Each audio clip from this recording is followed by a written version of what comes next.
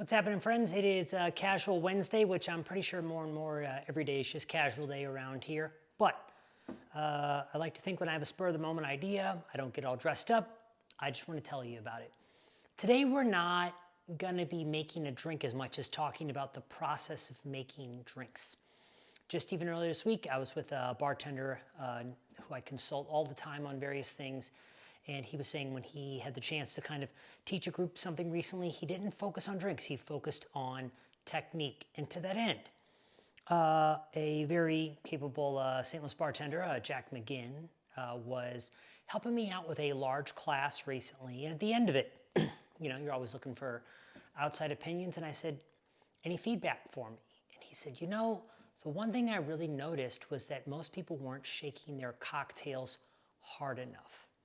Okay, shaking cocktails, why do we do it? First things I always drive home with people is chilling, duh, and diluting a cocktail. Just to make sure we're on the same page, the average cocktail is often about 20% water. So when you put ice in these tins and start shaking it, they get cold very quickly. We can give it a quick 1-2 shake, think it's done because the tins are cold. The cocktail is not diluted enough yet.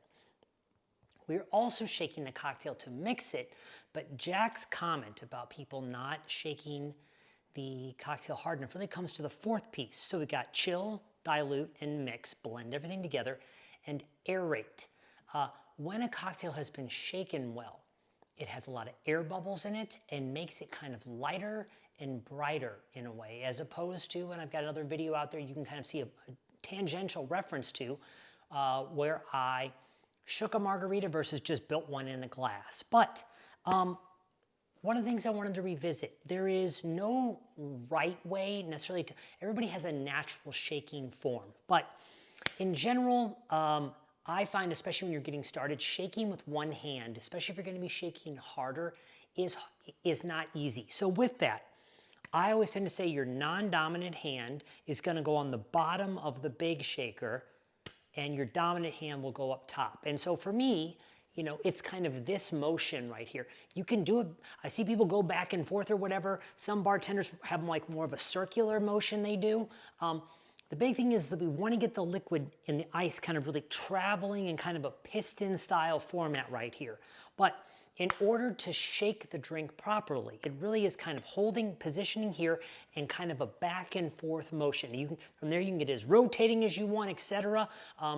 But I do recommend two hands. And if you want to listen to somebody, listen to Jack. He says you might not be shaking your cocktail hard enough. So to that end, let's kind of talk about, and we'll build one. I'm just going for a simple straight build. I have a little bit of a lemon cordial left over here. Maybe we'll talk more about cordial someday. This is essentially what Rose's lime juice wants to be, but with lemon.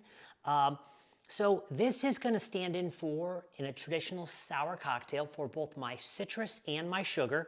So whereas I would typically need 3/4 of an ounce of each, I'm going to pour in 1.5 ounces of my cordial right here. Go ahead and grab my vodka that we're going to use today.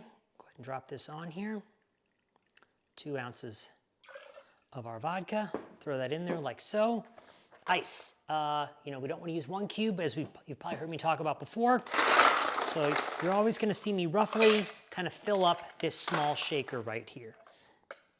So kind of get this kind of seated on there. And like I said, non-dominant hand on the bottom big shaker, and then up top, back and forth like this. But I think Jack's big thing was he kind of felt like he saw people kind of working like this, back and forth like this.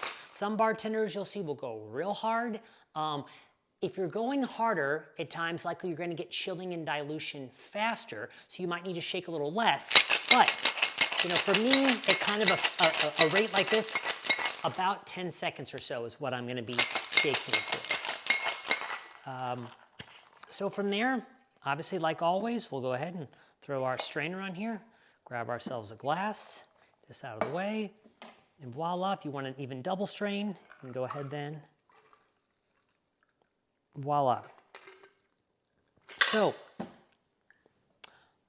recipes get a lot of interest, drinks get a lot of intrigue, technique is so important. There's so many analogies between cooking and cocktails. and someone who I've probably made reference to before, Julia Child, who is, you know, kind of the reason why food kind of really caught its stride again. Anyways, I'm diverging here.